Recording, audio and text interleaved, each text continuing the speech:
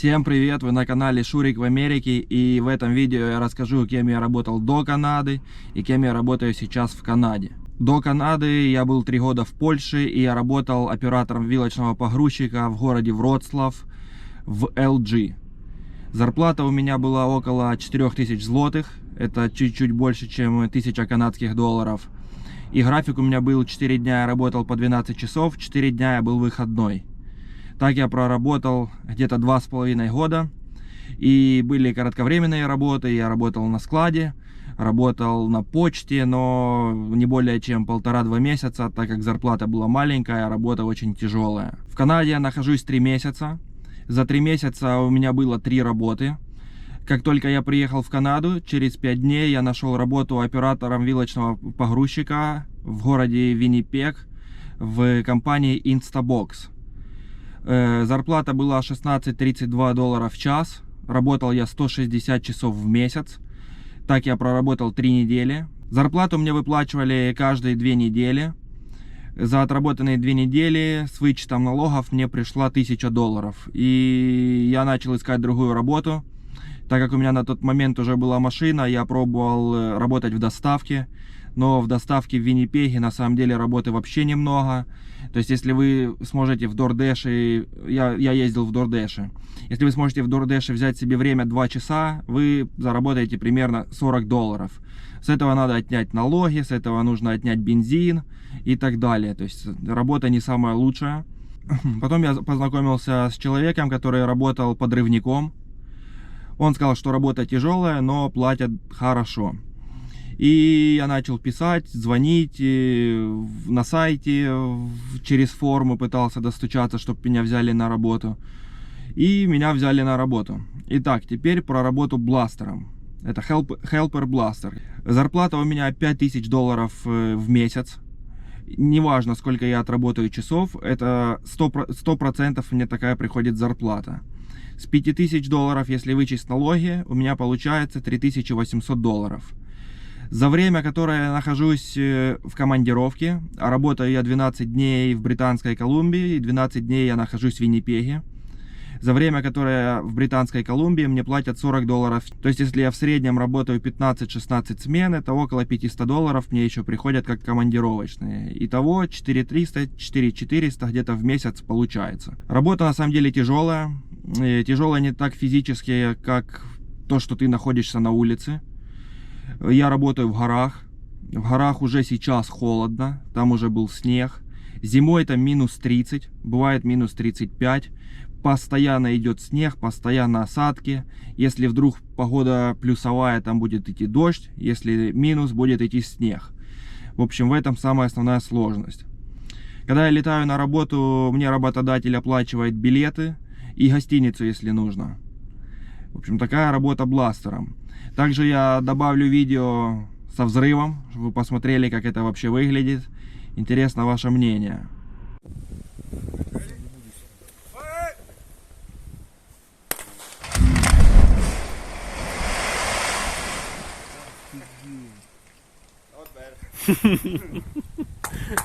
Good work. Если вам интересно, у меня есть знакомые, которые работают на крышах, которые работают, чистят вентиляцию. Также есть знакомые на мувинге. Могу у них поспрашивать и взять интервью, где они раньше работали, сколько они времени потратили на поиск работы. Также от себя могу добавить, что работу найти в Канаде абсолютно несложно. Нужно просто отправлять резюме на сайте JobBank и Indeed. Если вы готовы пойти на любую первую работу, ее можно найти довольно-таки быстро. В Виннипеге в среднем платят на старт 15-16 долларов. Так как если вы не знаете английский и так далее, можете рассчитывать на 16 долларов. Но большинство людей, которые работают за 15-16 долларов, после отработанных 3 месяцев им поднимают зарплату. Также, если вы видите где-то зарплату 16 долларов в час, это примерно 2000 долларов в месяц после налогов.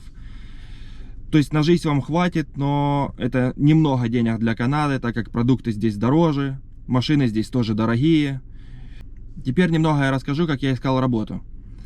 В Indeed я сделал свою анкету, написал, указал, какую я вакансию ищу.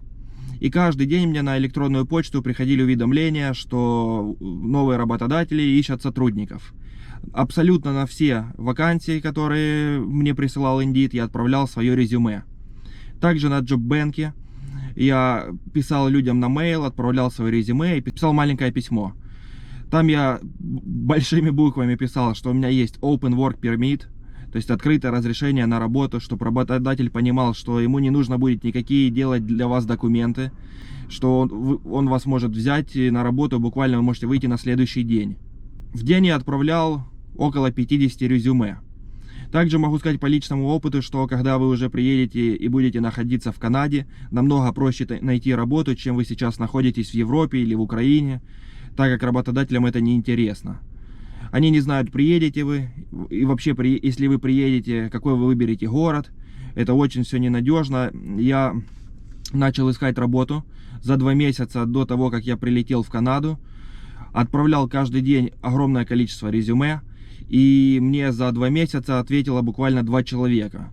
Один из них был серьезно настроен взять меня на работу, но работа была в Нова-Скоше. Там тяжелее получить вид на жительство, чем в Манитобе.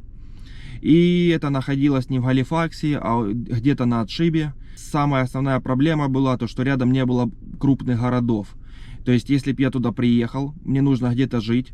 Контракт здесь подписывается минимум на год. И меня уволили, когда у меня был испытательный срок. Я не представляю, как бы я там искал работу. То есть, получилась бы ситуация, что у меня контракт подписан на жилье, работы нет.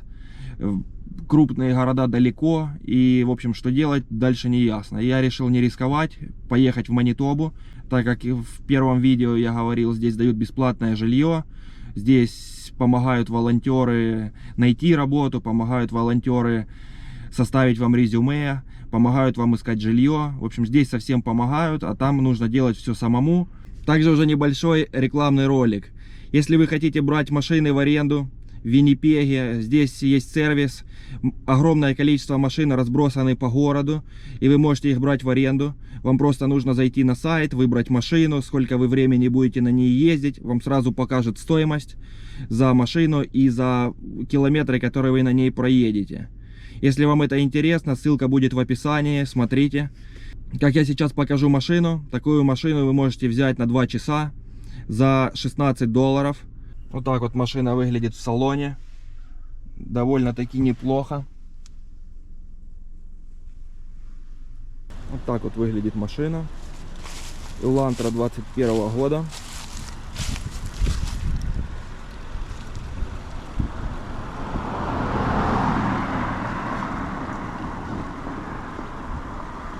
И вот как называется сайт. В общем, кому интересно, я оставлю ссылку в комментариях.